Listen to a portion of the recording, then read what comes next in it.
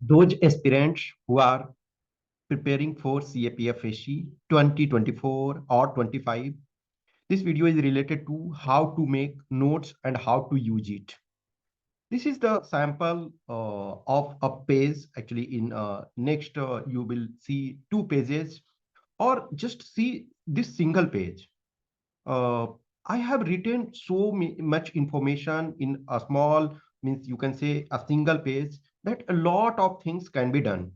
A lot of content is there, but always remember, notes is your own.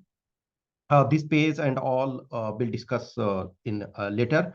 Before saying something, how to make notes, that I'm telling you. See, any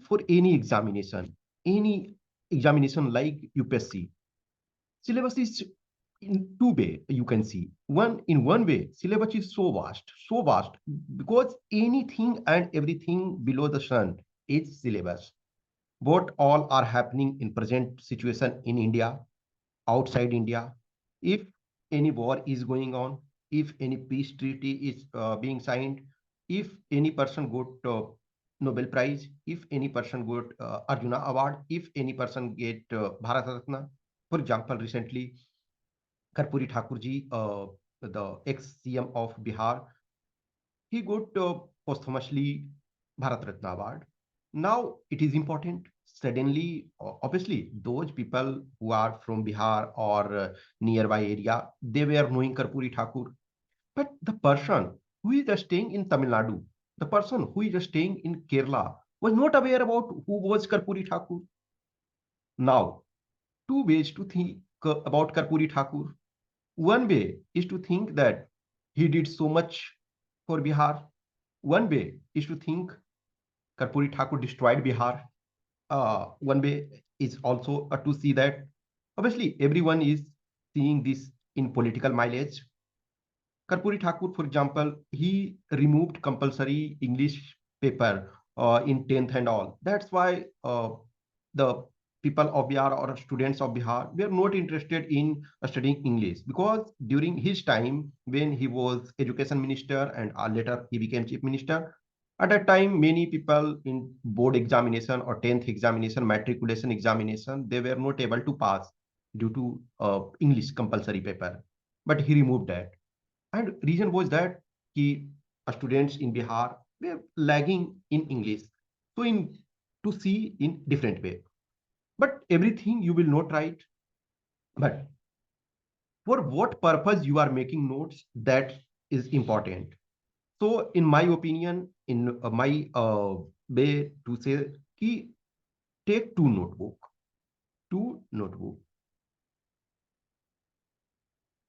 In one, divide, for example, in one notebook, 300 pages, approx 300 pages. Divide is subject wise, basic content about subject. For example, Indian polity.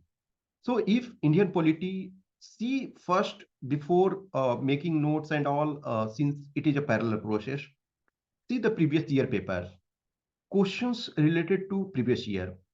For example, if polity, let's see polity questions asked in last 10 years. See history questions asked in last 10 years. See geography questions asked in last 10 years. Based on that, devote for every subject almost 50 pages, 60 pages, depending on how you are writing the things. So one notebook of 300 pages, you should write basic stuff, not just in large paragraph, just a small piece of information. I will explain key in just 2 pages how much information, how much content I have provided. Key, you can write any essay of UPSC of philosophical type. Okay, so that all things you can do. Another next one notebook is related to practice. Practice means, for example, if you are appearing in test, so for every test, if paper one, let us take for paper one. In paper one, for example, you are writing 20 tests. Let us take a simple example. 20 tests you are writing. Some maybe you are, for example, from now onwards, let us take now onwards, or 30 test or 40 test whatsoever. But let us take a standard 20 tests you are writing. In paper one, every question paper or every test is having 125 questions. So a well prepared candidate, a well prepared doesn't mean you are getting 200 out of 250. No. A well prepared candidate is able to solve 40% questions easily. Easily 40% questions. After that, your brainstorming, your connect the dots, your recalling, elimination, selection round. There are so many methods, process, and all. So then 40% you are sure, yes, these 40% questions I'm knowing. Now next 30% questions that decides ki whatever questions you are doing correct there, that is your main deciding factor. After that, for example, some questions are difficult in nature. 10% questions are in every standard examination, particularly like UPSC examination, UPSC examination. So you are finding 10% questions are very difficult. So we are not required to chase those questions, because if you are devoting so much time in those 10% questions, it is very difficult for you to solve all the questions. So leave that. So one notebook of 300 pages, basic stuff related to every subject. For example, if there is president of India, so which article did article 52? Why I am saying such type of things should be written? Write or make notes in such a way that you can also use stuffs content in paper 2 also. Don't write everything. Notes means you can revise so many times, so many multiple times. Okay, so that all things you should do. What you should do, let us take, before I'm discussing this, just I'm telling something about that. Let us take, this is paper, let's take divide in 2 pages, because I have divided in such a way. So let this is polity, means page 1 polity, page 1, page 2 polity. In polity also, there are so many chapters, but every chapter is not important. For every chapter, you are dividing. For some chapter, half page is enough. For some chapter, 1 page is enough. For some chapter, 2 pages is enough.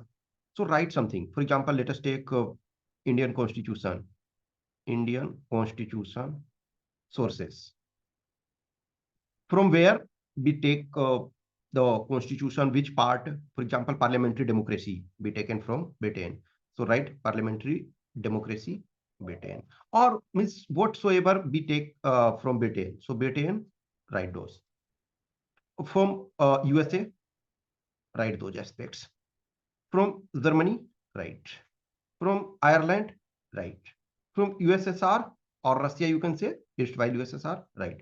So in a small information. Next, for example, the Government of India Act. So Government of India Act, since it is very vast, you are not required to write each and everything here. In history part, Government of India Act, what was the provision that you should write? Okay, the basic things. Same situation in science. So 50 pages, a small things you should. And always leave some a space blank, so that whenever you are finding something, certain aspects, you should add. Notes is like Indian Constitution. It said, now Indian Constitution is an organic document. Okay. Same thing, your notes is an organic document. Always try to put some information, but write in such a way that you can understand what is the context, in which context it has been written.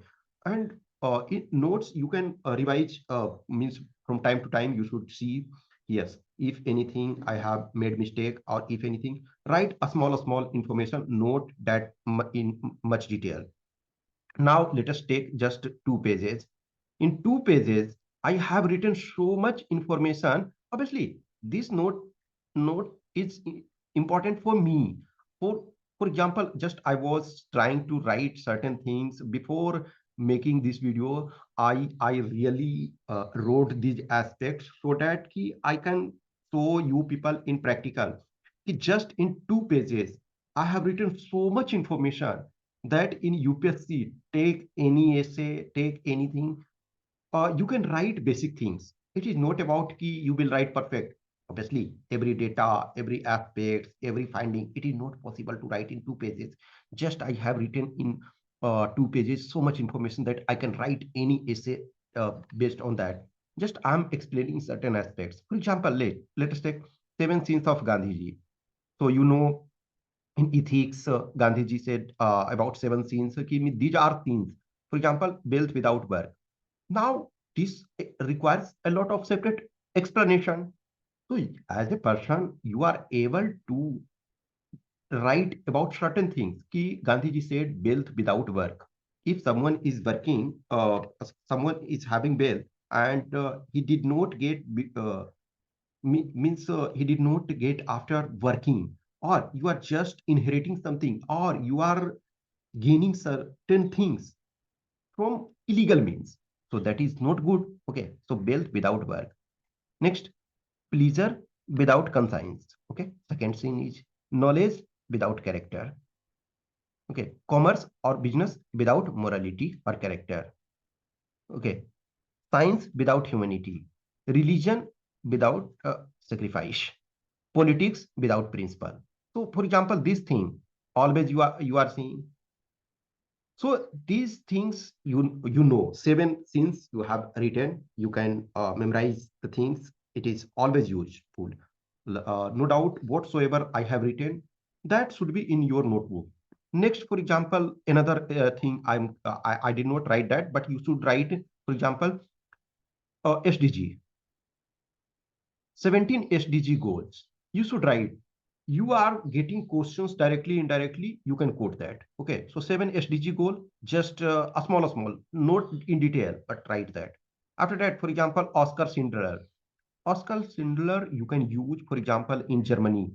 So in concentration camp, during Second World War, Hitler killed so many people.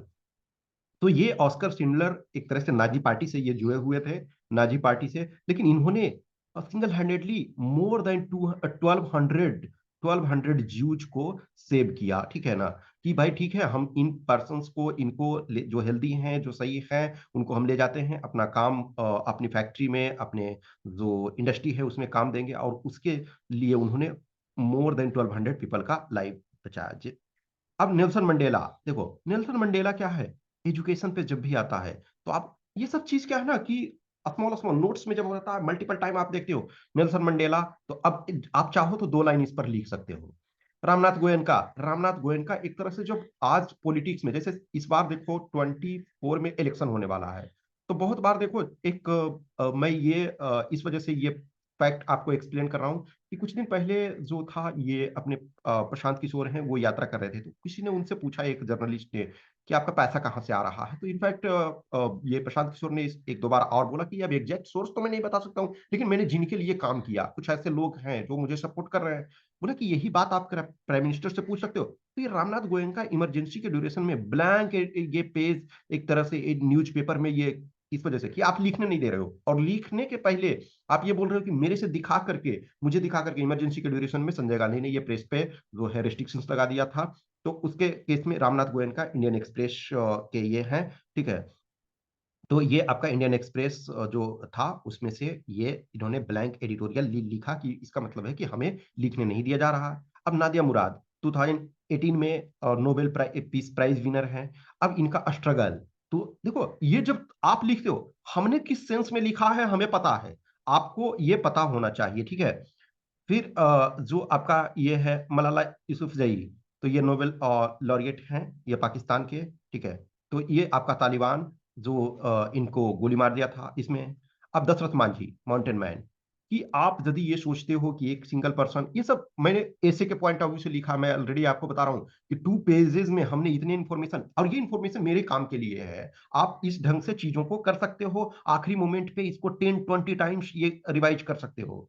अब Dashrath Manjhi mountain man, एक लिज्जत पापड़ है women empowerment के लिए, women cooperation के लिए। Thomas Alva Edison, ठीक है, इन्होंने बहुत सारे इन्वेंशन किया और बहुत सारे चीजों को ये किया। ठीक है ना, फिर इनकी मदर ने इनको पढ़ाया। थॉमस अल्वा एडिसन कहा जाता है कि बचपन में जब इनके स्कूल में टीचर्स ने बोला कि एक तरह से ये पढ़ नहीं सकता, ये इसकी मेमोरी या मतलब जो आईक्यू है इतना खराब है कि इसको हम अपने स्कूल में नहीं रख सकते हैं। लेटर लिखा गया, उसकी मम्मी ने वो लेटर देखा और उस लेटर को उसने बोला थॉमस अल्वा एडिसन को कि ये बोला आपके टीचर ने कि ये बच्चा इतना शार्प है कि ये क्लास में एकोमोडेट नहीं कर सकता है, इट्स बेटर है कि इसके लिए स्पेशल एजुकेशन का व्यवस्था किया जाए। और उसकी मदर ने उसको पढ़ाया। तो ठीक है, एक जोनाथन लिविंगस्टन सीगल है, रिचर्ड वाक ने लिखा है, एक मूवी भी इस पर बना हुआ है। कभी मौका मिले तो जोनाथन लिविंगस्टन लिविंगस्टन सीगल, ये मूवी देखना। रिचर्ड बाक, इसमें एक पक्षी के माध्यम से, सीगल के माध्यम से बताया गया है कि कोई भी पर्सन अपने पोटेंशियल को फुली रिकॉग्नाइज करने के लिए बना हुआ है और द पर्सन शुड रिकॉग्नाइज। अब एक जैसे Marvan Atapattu, 6 years to take he to score second run in test. सोच सकते हो कि आप इंटरनेशनल में खेल रहे हो, 0-0, 0-1, 0-0, 0-0 बना रहे हो और 6 year लगता है आपको एक तरह से सेकेंड रन बनाने में। उसके बाद भी उन्होंने multiple double century, multiple century और ये सब बनाया और एक श्रीलंकन क्रिकेट में बहुत अच्छा उन्होंने अपना नाम बनाया।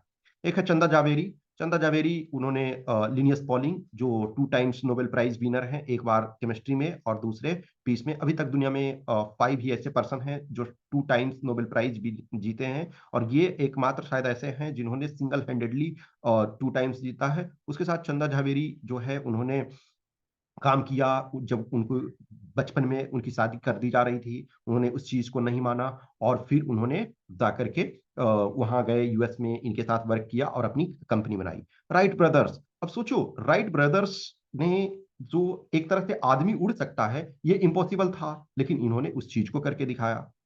फ्लोरेंस नाइटिंगेल, तो इनके नाम पर ही जो नर्सिंग, इन्होंने नर्सिंग ये की। बहुत सारे जो वॉर वगैरह में लोग की डेथ हो जाती थी, तो इन्होंने उस चीज को किया। जेके रॉलिंग्स, सिंगल मदर, बहुत सारे चीज को किया। विक्टर फ्रैंकल, तो मेंस सर्च फॉर मीनिंग इनका एक बुक है। लोगोथेरेपी इन्होंने दिया। जो देखो, हमने जो ऑस्कर शिंडलर के बारे में बताया तो वो एक तरह से ये तो वहां के बिजनेसमैन थे और उन्होंने हेल्प किया, लेकिन ये जो थे आपके विक्टर फ्रैंकल, ये खुद पीड़ित थे उससे।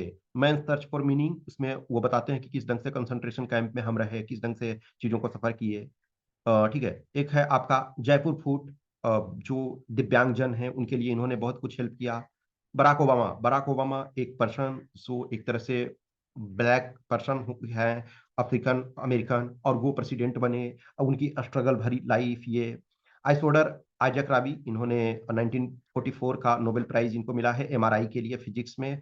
ये स्ट्रगल भरी जिंदगी। तो ये मैंने अपने पॉइंट ऑफ व्यू से, अब इन सारे चीजों को मैं एक्सप्लेन कर सकता हूँ। अल्बेयर कामू, 1957 में इन्हें नोबेल प्राइज मिला। मिथ ऑफ सिसिफस, ये ठीक है, प्लेग इट्सेट्रा, इन्होंने बुक लिखा। ठीक है। फ्रेंच काफका, एक बहुत अच्छे ऑथर हैं। जीन पॉल सात्र और जिया पॉल सात्र जिसको कहते हैं, बीइंग एंड नथिंगनेस, इन्होंने बुक लिखा। और जो एग्जिस्टेंशियलिज्म के दुनिया के बहुत अच्छे ऑथर हैं। ठीक है। अभी चूंकि फ्रांस के प्रेसिडेंट आए और ये फ्रांस के थे। ठीक है। नेक्स्ट है हेराक्लिटस। ये हेराक्लिटस फ्रेगमेंट्स इन्होंने लिखा। वो कहते हैं ना कि you can not swim twice in the same river और you can not step twice in the same river. Ludwig Wittgenstein, दुनिया का एक बहुत बड़े टॉप के स्कॉलर्स थे। Alfred Nobel versus Robert Oppenheimer, तो रॉबर्ट ओपेनहाइमर पर ये मूवी इस बार आया। ठीक है ना। और अल्फ्रेड नोबेल, तो दोनों पर्सन्स के एक तरह से।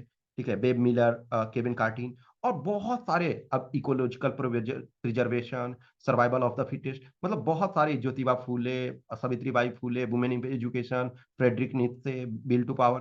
मतलब हमने बहुत सारी चीजों को, जो ये सारे नोट्स हमने लिखा, ये हमने अपने पॉइंट ऑफ व्यू से हमने इस चीज को आर्टिकुलेट करके, तो हमने 2 पेजेस में इतने इंफॉर्मेशन लिखे कि मैं कोई भी फिलोसफिकल, यूपीएससी सिविल सर्विसेज का या असिस्टेंट कमांडेंट का या कोई भी ऐसे जो भी आए उसको हम लिख सकते हैं। तो ये जस्ट हमने सैंपल के तौर पे, मैंने अपनी खुद का इस वीडियो बनाने से पहले मैंने बहुत सारे इंफॉर्मेशन लिखा कि मैं अब इस 2 पेजेस पे जस्ट इमेजिन करूं कि बोलने लगूं तो घंटों बोल सकता हूं। 50 घंटे, 100 घंटे, 200 घंटे, 500 घंटे बोला जा सकता है इस 2 पेजेस के इंफॉर्मेशन पे। तो आप बहुत सारे चीजों को लिख सकते हो, लेकिन एक चीज ध्यान रखो, जो नोट्स आपका है वो आपका अपना होना चाहिए। बुक्स सबके लिए है, एनसीईआरटी बुक्स है तो आपका वो अपना नहीं है, वो सबके लिए है। एनसीईआरटी है, बहुत सारे जो भी बेसिक बुक आप पढ़ रहे हो वो सबके लिए है, वो उसके इंफॉर्मेशन दिए हुए हैं, वो सब अपने अपने तरीके से यूज कर सकते हैं। बेसिक जो डेटा है, फैक्ट है, उसको कोई चेंज नहीं कर सकता है। यदि चौरी चौरा इंसिडेंट जो है वो 1922 में हुआ, तो ये आपके लिए भी सेम है, हमारे लिए भी सेम है। लेकिन चौरी चौरा इंसिडेंट को हम कैसे इंटरप्रेट करते हैं, आप कैसे इंटरप्रेट करते हैं? महात्मा गांधी 1917 में चंपारण सत्याग्रह किए, ये ट्रूथ है, ये सबके लिए है। उन्होंने सॉल्ट सत्याग्रह 1930 में ये किया, तो वो सबके लिए है, ठीक है।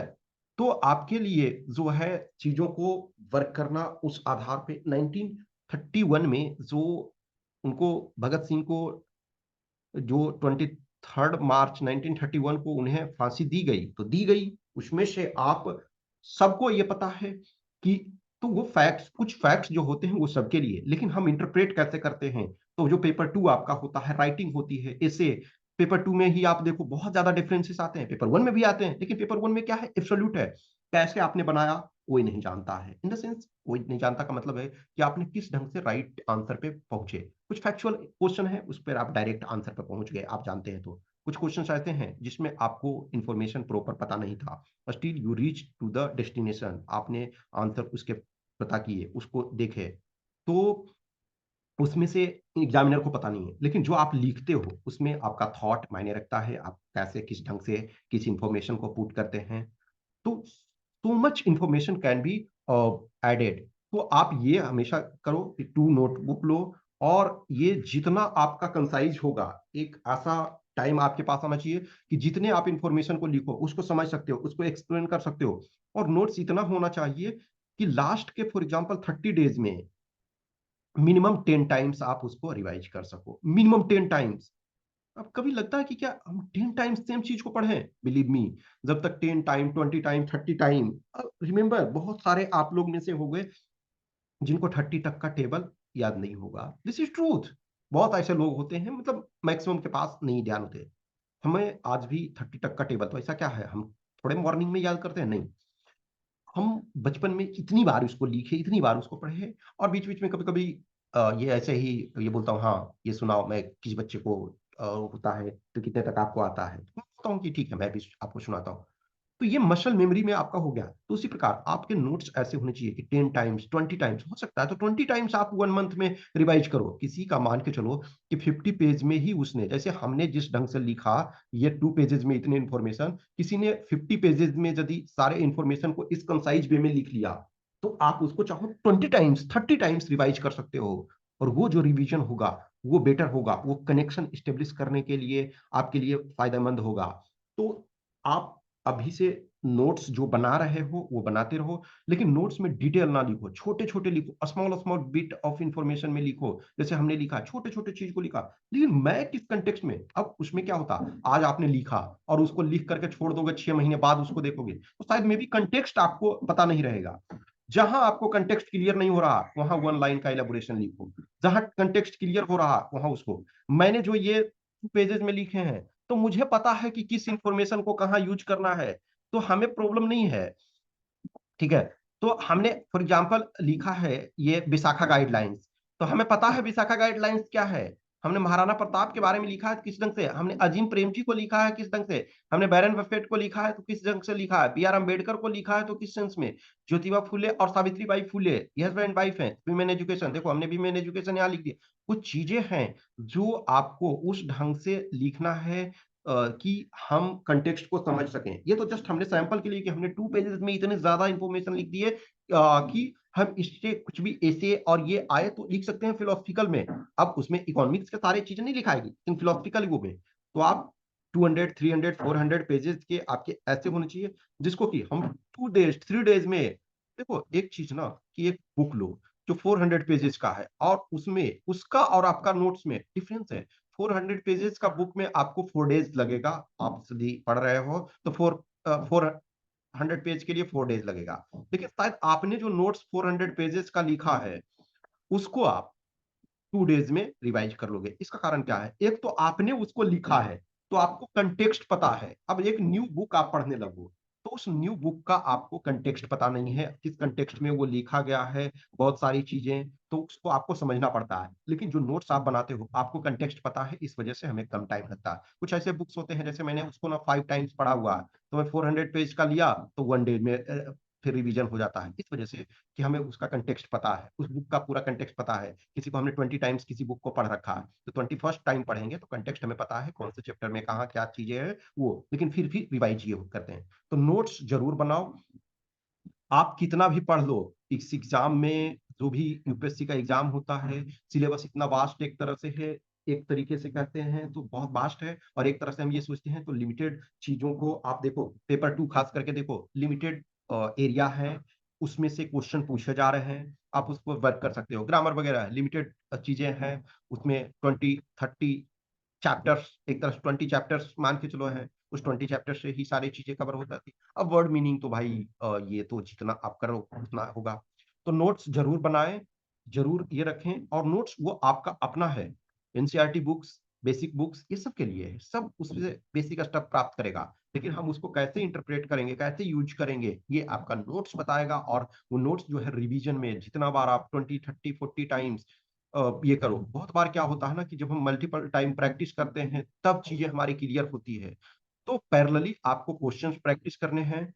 अब जैसे जैसे टाइम आता जा रहा है, तो अधिक, आज 1 फेब हो गया, तो अब से है ज्यादा को टाइम है क्वेश्चन प्रैक्टिस करने पे। अब लगाओ, बेसिक स्टेप्स को भी पढ़ो, लेकिन जहां प्रॉब्लम होता है वहां उसको कंसल्ट करो, क्वेश्चंस बनाओ, प्रैक्टिस करो, और अपने नोट्स को छोटे छोटे ऐड करते चलो। एक में आप जो क्वेश्चन सोल्व कर रहे हो सेट वाइज, उसको ये कर लो। जैसे प्रीवियस ईयर पेपर है तो उसके छोटे छोटे इन्फॉर्मेशन जो आप नहीं जानते हो, जो परफेक्ट जानते हो ना, उसको मत ये ऐड करो। भारत 1947 में आजाद हुआ, या इंडियन कॉन्स्टिट्यूशन जो बन करके यानी लागू जो हुआ 26 जनवरी 1950, इसको लिखने की जरूरत नहीं है, ये आपको पता है इतना।